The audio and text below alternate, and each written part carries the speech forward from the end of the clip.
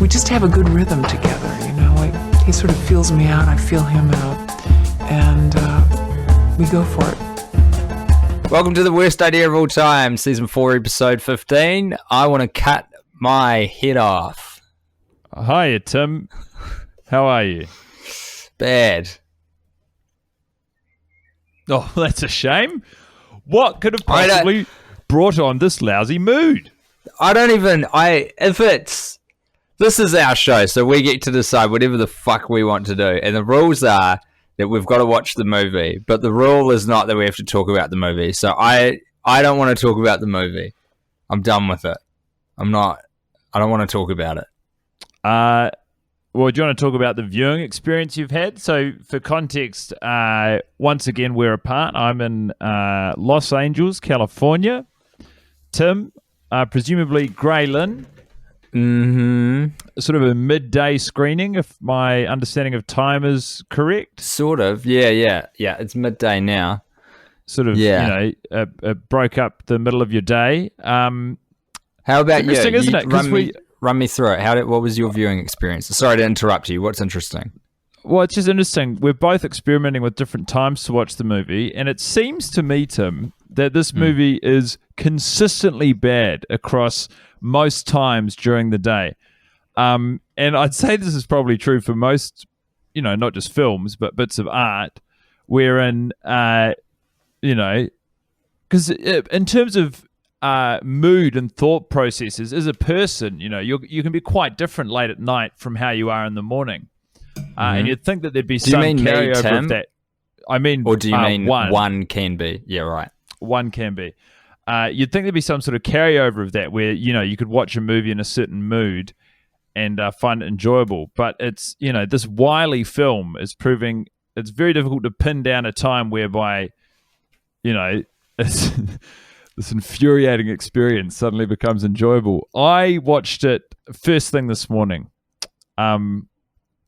I have recently traveled from Bangalore, India to Los Angeles, America, and jet lag had me up at Sparrows this morning, 6:15, and I knew I had the podcast hanging over me today, so I thought, what better way to kick things off and use this time than with a screening. And it was bad. I'm not going to lie to you, Tim. I didn't enjoy it. The thing is... Yeah, tell me what the thing is. It's a really long movie. Yeah. And we've done this dance, haven't we? Do you know, just to fill everyone in on the timeline of how things have transpired, we've only just, so when we're recording this, we've only just announced to the public that we're doing this. And the people who are very familiar with the project are expressing a lot of concern. And one note that keeps coming back is, were you guys aware that this movie is actually slightly longer than the second one? Which I confess I did not know. I knew that they were in the same family in terms of length or runtime. Yeah. But this doesn't just seem to be longer by minutes. This movie, when you're watching it, seems to last for all of linear time. Yeah. Have you just forgotten, though, do you think, the feeling of when we were watching Sex and the City 2? I have no axe to grind against Sex and the City 2 at this point in time, Tim. I feel like, I whittled the blade of that axe all the way down to the wood, to the handle, and it was just a sort of, a stick. I think I have forgotten, but when you're in the middle of it, like when Carrie and Big are on the phone and she's talking him down when he's freaking out the night of the wedding. Yeah. I was just so like inconsolable in the knowledge it's like, because I was like, in my head, man. I was like, that was actually a pretty good speech. And I've thought that before. I thought Carrie does a good job of talking him down from the ledge there. She does. It's like, but there's just so much to go through for the same. I'm yawning just thinking about it. Just for that moment. What is the same outcome as if they'd just managed to get married in the first place? what is it about this particular viewing just fucking knocked my socks off in a bad way? Like, in whatever the negative version of that is. It was astounding. Strapped your socks on. Taped your socks down. I fucked with my socks, man, in a big way. Yeah. My viewing experience, if I may. Just to bloody fill in the seconds. I had to get a bit creative because I recently, as you know, smashed my cell phone. Probably actually only as Guy knows. This was during Till Death Do Us Part, which is our eternal podcast, which we do with the McElroy brothers. Look, there's no getting around it. We do this to ourselves. There's no one else to blame. But anyway, I broke my phone watching Paul Blart Mall Cop 2, which is a funny sentence. I dropped it while watching it on the can. Tim was shaking with laughter. Yeah, that would have been surely it. It dropped this is what I can't get over, modern phones. I got a pretty new Samsung, dropped it from a height of less than a meter onto a wooden floor, and it has a case on it, and it still smashed the screen. It's like, fuck, for real? Really? And I've got, I didn't realize, but I've been paying for insurance on this fucker through my telecommunications provider, and it still cost me $200 on top of the insurance just to get the screen fixed. It's bloody bullshit. But anyway, so what's happened is I've had a loan phone. Hey, Tim, can I just say... Yeah. I really enjoyed your gripes with the state of technology and the costs of fixing smartphones. This is going somewhere.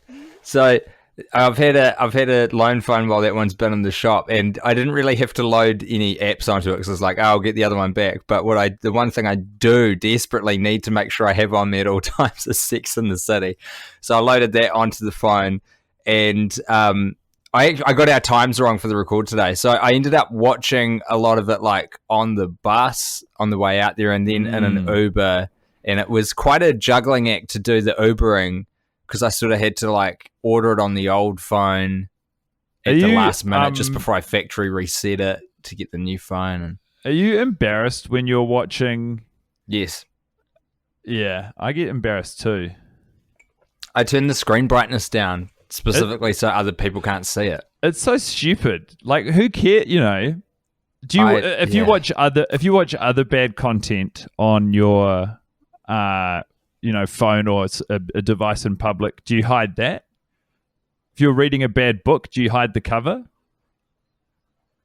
Oh boy! If I'm reading a book in public, I will let everyone know about it. It doesn't matter what the book. I'll just be like, "Look at me! I'm reading a book." Yeah, that's true. You treat books like microphones when you're out on the street. As soon as you're carrying one, you're like, "That's right, everybody! Watch Check it out." Excuse me, is this door wide enough for my intellect to fit through? Because it is a wide berth. I've recently gotten back into books, but I'm Kindle through and through. I read it on my tablet. There's a delightful anonymity. Books are so much better. Yeah. Yeah, exactly. It's just could be anything. Could be 50 Shades of Grey or, a physics textbook. Probably not a physics textbook, though. Any book is better than Sex and the City. Also, probably not 50 Shades of Grey. Why not? And that is untrue, Tim. There are books that are worse than Sex and the City. Name two. Sex and the City, the movie, the book, and adapted text. There's no way that's real. There's no way. I feel like all movies get turned into books now, and vice versa. Yeah, true. Yeah, that's vice versa. They've run out of ideas in Hollywood, so every single book that is written becomes a film, and every film that is written that is successful does retroactively become a book. Everything's just circulating. That's bullshit, man, because some things lend themselves to a specific medium, Oh, yeah, but, anything can be done well in a new medium. So, nah, not true. So, there's some book, and don't ask me to name one, for the love of God, don't ask me to name one. But there's some books that just should be left as books, even novels, like fiction books, just leave it out. There's no need to make it a film. Everything can be filmed and edited and put on a screen now, Tim. What is your fucking beef with the advancement of technology? I don't want to labor through a book. It's humiliating. Anytime I see someone reading a book in public, I smash it out of their hands and I put a smartphone in their hands and I go, get it to fucking together. Wouldn't it be funny to buy a ton of like cheap Android tablets just to have a stash of them in your pack and walk around anyone who's reading a book to sort your fucking life out? Just throw the book away and give them a tablet.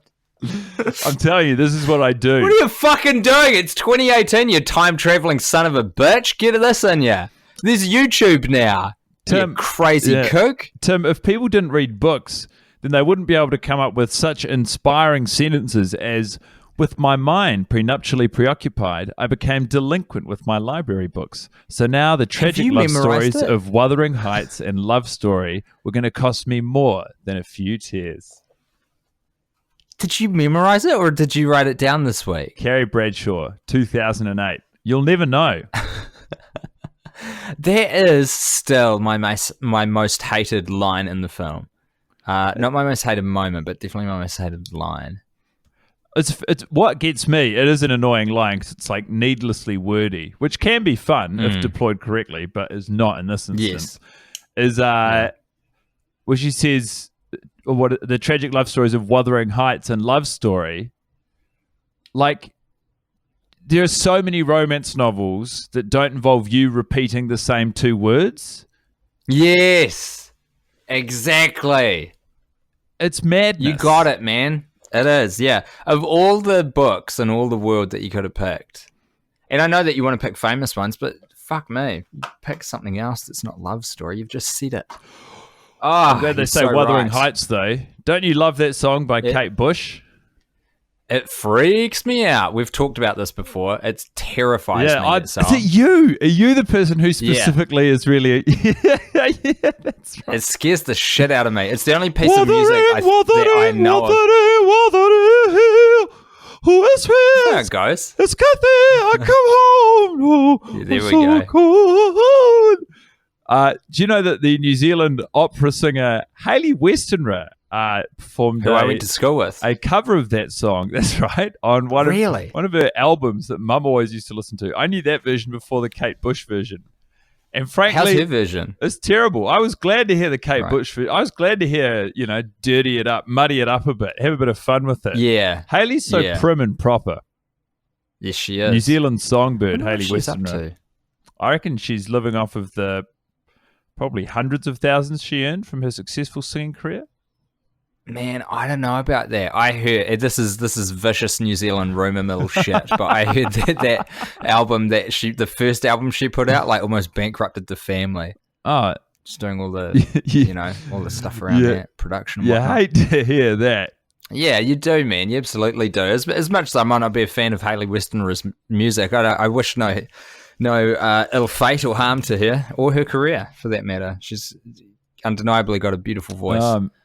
I need to dabble in other Kate Bush music, I think, because I'm not very familiar with her other back catalogue, which is to say, I don't know her other songs. There's at least one that's quite famous, isn't there? There's at least one other big old hit. I'm looking it up. You can hear me clacking away. I don't know what it is. Wuthering Heights is all that comes up on the first page. I think she sings Running Up That Hill.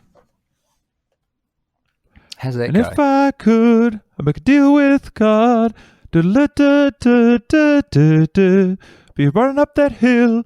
It's a good song. Placebo covered it, I think, as well. Anyway, look, this is all well and good, but I really want to kick around in the dirt with you, buddy. No. No. I don't know. Just stay in here with me. Tell me your shining light. I don't... What? Oh, it was the woman who serves the wine when Carrie and Miranda are having their Valentine's Day dinner. Do you know what? Together. I'm glad you chose her. She's a bit of an unsung hero of the film, isn't she? That scene doesn't make a lot of logical sense. Yeah, I will never... Cool.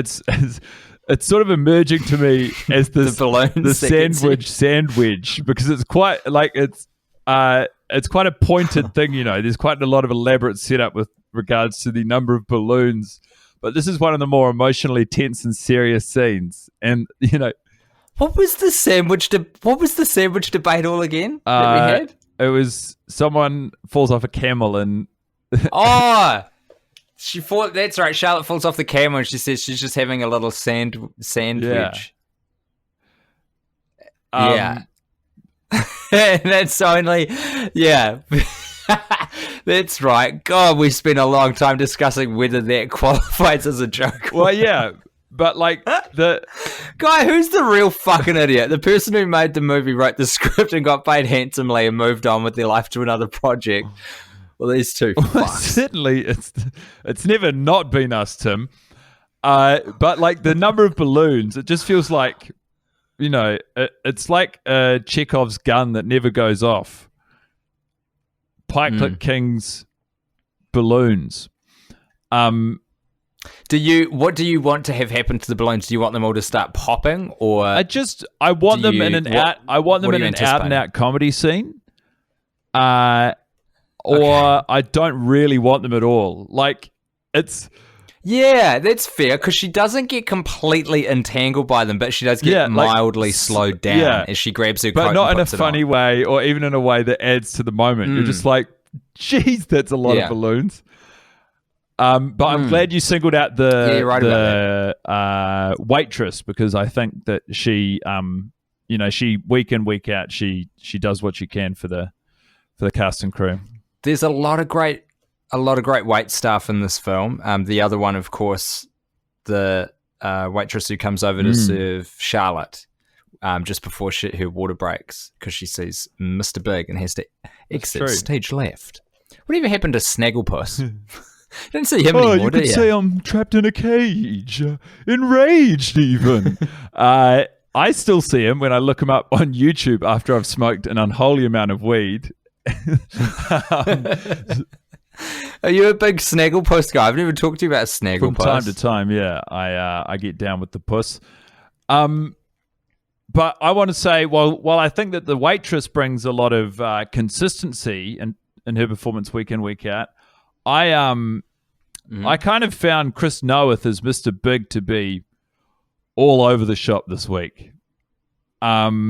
Yeah, I'm with you on that. I didn't know if it was a character decision or something that was going on off camera with Chris, but right from the outset, when they're looking around that first apartment, and he says, Carrie looks at the tiny closet and she says, I can see what the divorce was about. And Mr. Big says, I can build you a better closet. But the way he delivered it this week, the words like crawled out of his mouth, very patchy. He's like, I can build, it's like, I can build you a better closet. He's like doing a Sly Stallone sort of thing. And then just by turn, he was running hot and cold, I got the feeling he might have been on drugs or something, but he did not have his shit together. Not at all. Big's never been a consistent knock it out of the park kind of actor, though.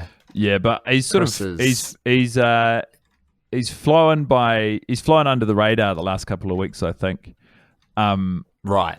And I was all over him like white on rice, and I just found him to be really up and down. I agree with you. Something that I noticed this watch as well is at the start of the film, there's an introduction sequence, a montage, as the sort of credits are rolling up with Carrie explaining who everyone is and where they're at. And it sort of shows you where they got to at the end of the TV series. And that montage, beyond anything else, just begs the question, why does this movie exist? Because everyone's been given a pretty good end point.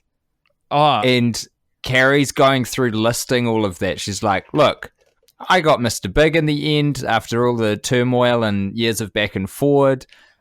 Charlotte, finally, she traveled to China and back to get her child, and her and Harry are very happy with their family. And Miranda, what did she say? She was into tough love, but now she's stuck with Steve, and they had a baby, and there they live, figuring it out. And Samantha, well, she moved to Los Angeles to pursue her next career goal. And it's like, okay, every cool. single time. Sorry, just quickly, every single time with that Samantha, but it's always to me Darwin and the Wild Thornberries. And Samantha? Well, she found us. us. That's exactly right. It kills me every week. But yeah, and it's just like, I got to the end of it this time, and I was like, yeah, I guess we kind of fucking nailed it in the TV show then, guys. I guess there's no reason for any of us to be here, huh? I guess we're pretty cool. Well, yeah. They did such a good job of making these characters get to the end of their arc, and then I think that's the annoying thing about these two films, is like, I think because they got everyone to a pretty good, satisfying place at the end of the TV show, I assume, I didn't watch it, but based on the wrap-up, the previously on Sex and the City, they have to break everything and then repair it just for no point to give you a movie. Absolutely. Really well put. It is so infuriating to watch 2.5 hours of film and for the net result to be like, it's nothing. We come back literally to step zero where we started. Yeah, and so the little four has of them changed, so having little a has been good time. learned. Like, while yes, Charlotte physically gives, creates a person and gives birth to another person, emotionally, she shows or is given no development. Nah, like, she had a family and now she's got a family with one more all of them, baby girl. Yeah, it's crazy. Okay. It's like all of them go through some sort of large life event. Like Miranda is rocked by Steve cheating on her. Which, by the way, the scene in which he confesses to that is not just today, I think, but in general, some of the best acting in the entire film. And I think that fucking blows my mind that you say that. I've never liked it. I think he's so like, I guess it's good acting, but the groveling thing, the like pound pooch looking up at his eyes with his head tilted down up at That's Hollywood. I don't think it's good acting though. I don't think it's like very intelligent acting. It's just so cartoonish. It's really like on hands and knees. It sells it for me, and I think that's why I'm always like largely or mostly invested as much as I can be in Miranda and Steve's story. But there's no net change in their relationship, and then Big and like Carrie, they've already been through every variation of breaking up and getting back together. So like, the emotional impact that can have on her, even if it's a big public jilting, is, it's minimized. Like, it's the law of diminishing returns. Like, it will never rock her the same way it did the first or the second time, because it's like she's been through it before.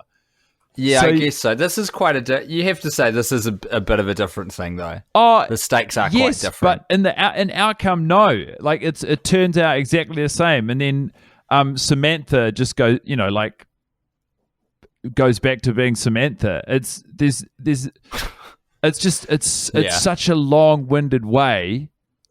And then for them to have the hubris to do it all again for a second movie as well. And yeah. But they break it and then rebuild it, and we're like, okay, cool. I guess you put it back together. And then they're like, oh, but wait, another movie. It's like, well, hold on. What are you doing this time? It's like, well, we're just going to break it and put it back together again. It's like, well, if you think of if you think of the series as a finished artwork, it could be a sculpture, say. The first movie is like, we can make this better, and they pull it all apart and then put it back together again, and it looks a bit wonky, and you're like, maybe we shouldn't have done that. And then it's like that guy. What was that? Did you see that news story? This was about 10 years ago, of a guy who was trying to repair the bit of Renaissance art, and he used the wrong kind of like acetate or whatever, and wiped the paint off of this beautiful like Fresno painting, and then he drew the eyes. The plot of Bean disaster movie, possibly, but this happened in real life. This was a real thing. I remember because I was working in on the radio at the time, and it was one of those classic like odd news stories that you gravitate towards, that you're just so hungry for one of those fuckers coming out that's got legs when you're on the radio. And it was like legit, the picture itself of this guy trying to repair the damage he did to this priceless historic artwork was sensational. It was like someone with ballpoint pen trying to like recreate the eyes of one of those great Renaissance paintings. That is exactly the process, I think, that this has gone through this film. Like, to me, they have finished something which is whole and complete and, and art is objective. Yeah, and beautiful. Exactly. And then twice they just couldn't resist. I mean, and actually, what better analogy than you and I going back to the honeypot, Yes. Yep. I don't like self-reflection, but you're right. Yeah, there's no better time for it. Yeah. All right, let's talk about that for a bit, Guy. Just briefly. Bad idea? What, of us going back to the honeypot? Season 4, bad idea. Right. I mean, right now, I think I can feel that you are you feel the weight of what we're doing hang heavy around your neck, and you think it's a bad idea. When I watched it this morning, I felt it was a bad idea, but I feel like we're getting somewhere today, as unpleasant as the means of it might be. So I think not necessarily. And at this point, I'd like to say to you, Tim, that I stumbled into something this week which could be of interest to you in the wider Sex and the City, specifically movie universe. And that might be, I don't know, sort of, it falls under the umbrella of the origins of Coffee Guy, and perhaps an understanding as to why Coffee Guy might appear as he does in Sex and the City 2. Give me this. So when Carrie is interviewing St. Louise, I need this. Whatever you're about to say, I need this. I need backstory. I need lore. I need Coffee Guy. So what do we know about Coffee Guy? Coffee Guy, loves the Java. He needs to drink a lot of coffee very quickly, and it needs to be seen. It's done in a public and a showboating sort of way, which is like, hey, look, everyone, this guy's in a cafe. Hey, look at me. Yeah. Don't look at me though. And here I go. In the world of the movie making business, it's sort of like the movie saying, hey, look at this. It's a guy, he's in a cafe, he's drinking coffee. We know how cafes work. We know exactly what happens in cafes. People drink coffee. How quickly? Doesn't matter how quickly. They drink coffee. That's what they do in cafes. In the interview process, when Carrie's interviewing St. Louise, there is a man in the background of frame at the Starbucks or the coffee shop who's sitting at a table by himself, and he shows up on screen no less than 12 times. How many sips of coffee do you think this... What do you mean? So he gets given... you know how coffee goes in 3 frames? Like they keep going... Sure, they keep going back to a shot where he's like over the shoulder of... It'd be listed as a featured extra in the film, if what I see has anything to go by. So we see him 12 times. How many sips of coffee do you think this guy takes? You tell me. I was going to take a guess, but now I'm scared. No, How many? A guess. 4? 0. 12? 0. Okay. So he's anti-coffee guy. We don't see him drinking coffee. We're lucky even to see this guy nibbling at a croissant. So what I think has happened is Mattress Pikelet King has seen this. He's borne the brunt of the feedback from the Java community. They've said, what in fuck's name was that? What sort of representation is that for coffee drinkers? That's not how people are in cafes. Do you even know what people do in cafes, Mattress? Have you ever been to a cafe? Calling Mattress Pikelet King by his first name is very funny to me, by the way. Excuse me, Mattress. Listen here. He goes, yeah, I know what happens in cafes. I know how it goes. And so do you think Mattress Pikelet King has never been in a cafe before he made the movies? Absolutely. And he's just kind of taking a guess. He's overcorrected. So in Sex and the City 2, we go from some guy lounging around in a coffee shop who's just like barely, getting by on the crumbs of a croissant. And everyone said, what in fuck's name was that? And he's gone, oh, okay, you want to see how it is in cafes? I'll show you how it is in cafes. Blammo. Fucking take that, critics. Take that, Robert Ebert. And everyone, here's your coffee. Robert Ebert, brother of Roger. and then so he's put this into Sex and the City 2, and everyone's going, Well, that's not it either. Like, if there's any reason for Sex and the City 3 to exist, it's for him to have another bite of the apple. To try and figure out what happens in a cafe. To try and represent coffee culture. We should, you and I should make a short film. We've been in cafes before. We should make a short film that is called We've Been in There's Cafes no dialogue. Before. It's called We've Been in Cafes Before, and it's just us like, you get the hubbub, so there's kind of background sound, and it's just shots never of heard what we feel. a bub called a hubbub. Really? Just that little well, now I don't want to say it again for fear of being mocked. What's another word for it? Just a little, just say hubbub, or as you were saying, hubbub's not how I say it. Hubbub. That's just that's how I've always said it. I've said it so rarely. So this is not hubbub. What is it? Hubbub. Even that's so not quite it. But you're in the neighborhood. You say it. You are the Mattress Parklet king of pronouncing hubbub. Hubbub. Well, it's definitely not hubbub. There's a weird emphasis. You put the emphasis there. Hubbub. It's like shalom or something. It's so weird. Hubbub. Anyhow, talk to me. Hubbub. Please tweet us through with your thoughts on this hubbub debate as well, or hubbub debate. I don't even know how you would, written down, communicate which side you're on, but we'd love to hear from you. Guy Mont or Tim_Bat. I don't know. What was I talking about? We're going to make a short film, Guy, and it's a display, a showcase of what it's like to be in a real cafe. Short film, beautifully shot, maybe even black and white, and we're just going to showcase the finer parts of cafe culture. That sounds fantastic to me. We'll find out Mattress's address. Yeah. We'll send it straight to him. Web or Flesh World, as you like to say. The meat space. That's an established term, by the way. I didn't make that up. Is that true? The meat spaces, yeah. Flesh World's, I think, me fucking up. Trying to remember the meat space. It's like, the online world or the meat space. I love it. It's a goodie. What was your shining light? Did we cover that yet? No, we haven't. We haven't spoken about my love to shining hear light.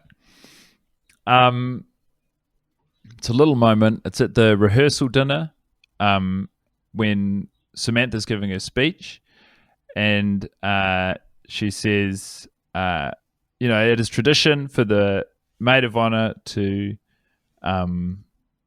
dish embarrassing stories about the bride. And everyone sort of, is on tenterhooks. They're leaning in like, oh, and then Samantha, with perfect timing, says, "But lucky for her, we don't kiss and tell," or words to that effect. And as she does so, Miranda does sort of a pantomime performance of wiping sweat from her brow, and does a very cute little phew, as in like, "Whew, what a relief." I've got the movie in front of me. I'm going to bring that moment up so I can watch it as you're speaking. And it's just nice. It's not. I feel like I don't think it was scripted. I think that Cynthia Nixon was feeling that particular scene, and it was just a good little ad lib that really helps build out the world of the movie and the relationship between the four central characters. That's cute. That's a good little moment you've picked there, Guy. Good on you. You're saying it in such glowing terms as if you actually enjoyed the watch this week. That's how good your shining light was. That's how good your performance was in delivering the shining light. You know who was fucking shit? Just because I'm trying to find the time code of the moment you've described. Stanford Blanche, man. I do not get what he's going for in this movie. Like that phone call that he has with Carrie, which got edited out of the original version I was watching from Neon in New Zealand. It didn't make the cut for that streaming service. It's bullshit, man. He's phoning it in with that phone call. Oh, there it was. It's at 41:36 in the version we've got. Oh, for anyone playing along at home, you fucking weirdo, Tim. I'm so glad that time code's on the record. Yeah. Well, I've made a decision that for some of the episode like pitches, I'm just going to have what is it called? Like a snapshot from the movie, like a screen grab, so that you can see kind of a moment we're talking about. Won't do it for all of them, but for some of them. That's very nice. So it's the artwork of this episode. I agree with your observation, re Stanford. And by turn, and I know this is kind of lazy and generic of me to lump Stanford and Anthony together. I mean, this is essentially the origins of their love story. But I'm going to love Anthony. You know, it's a little bit easier for him because he's a more of a sort of loud and flamboyant character. But it felt like this week all of his scenes, all of his lines were delivered with sort of, you know, a real flourish. Like all of his lines are sort of, he's quite exacerbated and his eyebrows are really high. And he's like, it's like stuffing a cream puff through a keyhole, you know, and he stamps He's off. a fun character. He's a very fun character. You know, or when he observes that Samantha's put on weight and he goes, what's with the gut? And everyone looks at him Mother of God, what's with the gut? And everyone goes, you can't say that. And then he goes, well, she's eating something out there.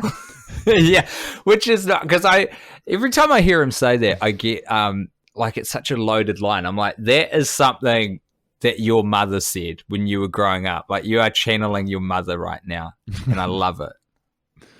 Yeah, we have fun. Feels like a real, all of the kind of Italian, Sicilian characters, like New York Italian characters that I've seen in TV and movies.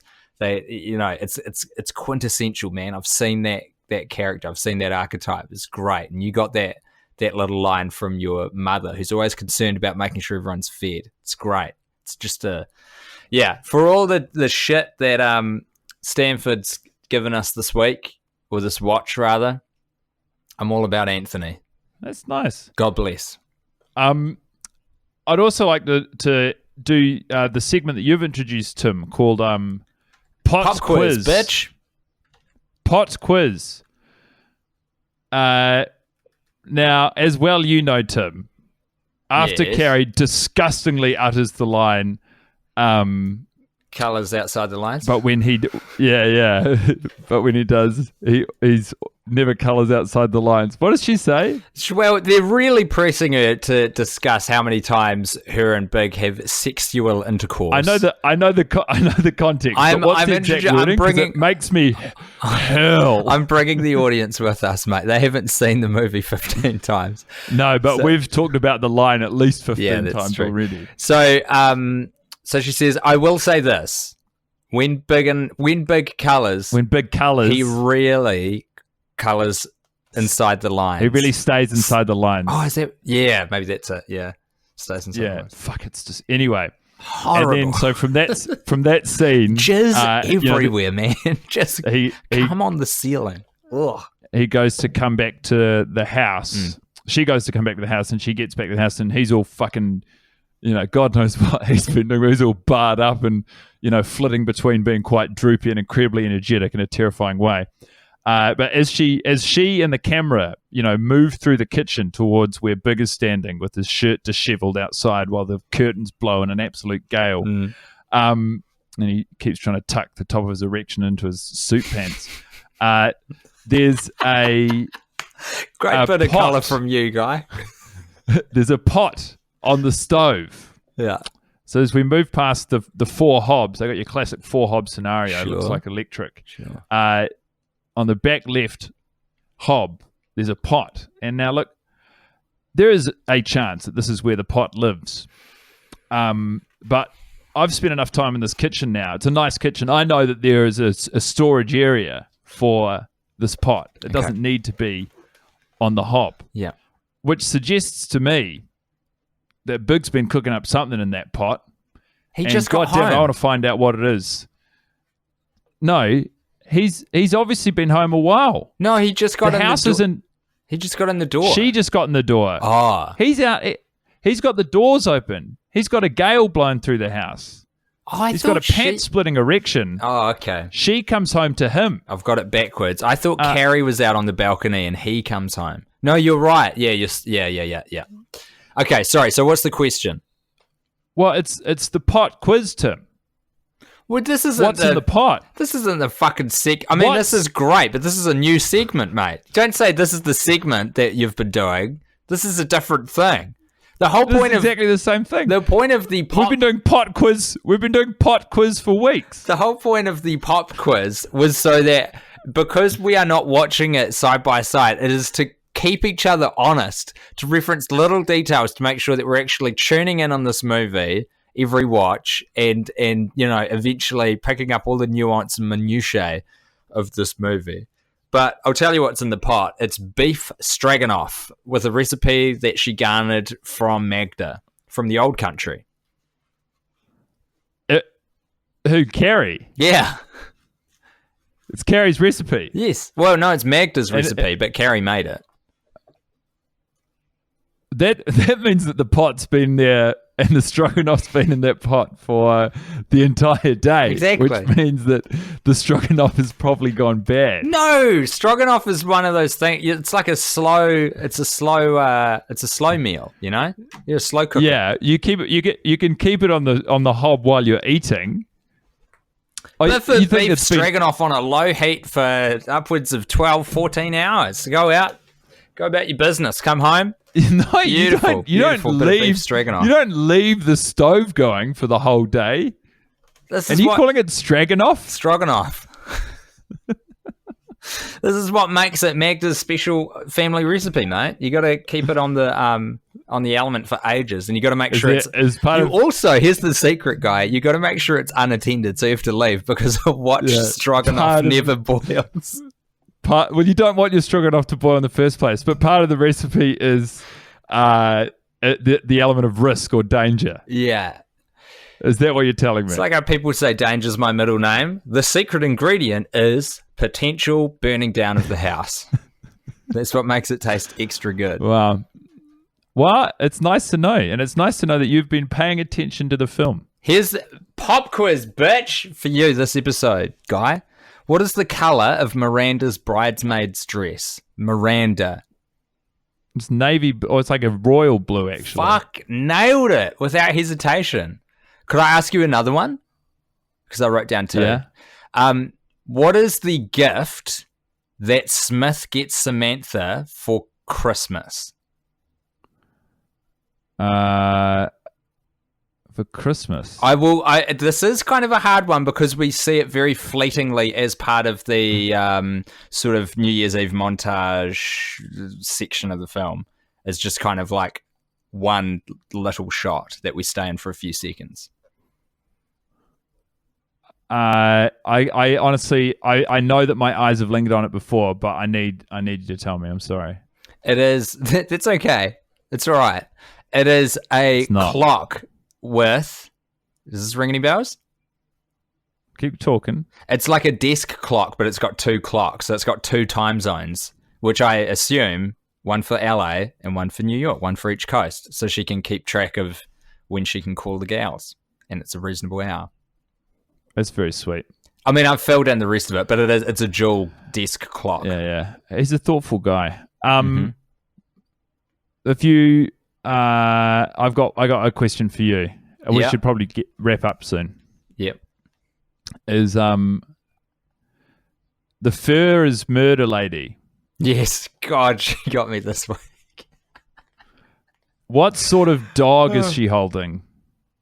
I don't know if this, because I don't know my dog breeds very well, but is it like a Bichon Frise? Like a fluffy white pooch? No. Fuck. Do you want to know, or do you want is it a? Do you know what? I'm gonna leave that unresolved. Can I have one more guess? Give me one more. I've forgotten what they're called, but they're those dogs that look like little gentlemen, and they've got the little beards. What are they called? A schnauzer. Is it a schnauzer? No, it's not a schnauzer. Fuck. I'm going to leave that mystery unresolved, and then next week, your class assignment is to go out and come back and tell me. Okay, fair enough. That was a good question. Do you know the answer, like off the top of your head? I guess you have to, or else you couldn't say I was wrong. Okay, that's good. Hey, also just a heads up that Lin-Manuel Miranda's in the film. He in the meat space, he just tweeted us saying, "Oh, boys, you're going to see a lot of me. I move a couch." Yeah, almost embarrassed to say, in 14 unprompted watches, didn't see the guy. But I didn't. It's pretty. You would not guess that guy is Lin-Manuel Miranda unless Lin-Manuel says that's me, and then you look and you're like, "Oh yeah." Yeah, so that's quite cool. It's a strong performance, so convincing. In his work as a mover, you'd have absolutely no idea what that guy is working on behind the scenes. I was my initial reaction when he tweeted is I was like, "Oh, that's fucking classic Sex and the City." Oh, okay, I got two things I want to say to wrap this up, guy, because one really made me mad. I was like, "This is classic Sex and the City, isn't it?" You've got like this incredible artistic talent, a guy who wrote went on to write the most popular musical, of the last probably 20 years in America. And because he's Puerto Rican, they've relegated him to the furniture removal guy. Well, fucking classic. That's what I feel like every time I'm at a sports game, and I don't get called onto the field. I'm like, classic sports. You got the greatest fucking athlete of our generation sitting in the rafters. Definitely, you're not even gonna bring him down onto the field or the court or whatever, Yep, definitely the same. The thing, and this will be the final point that I make.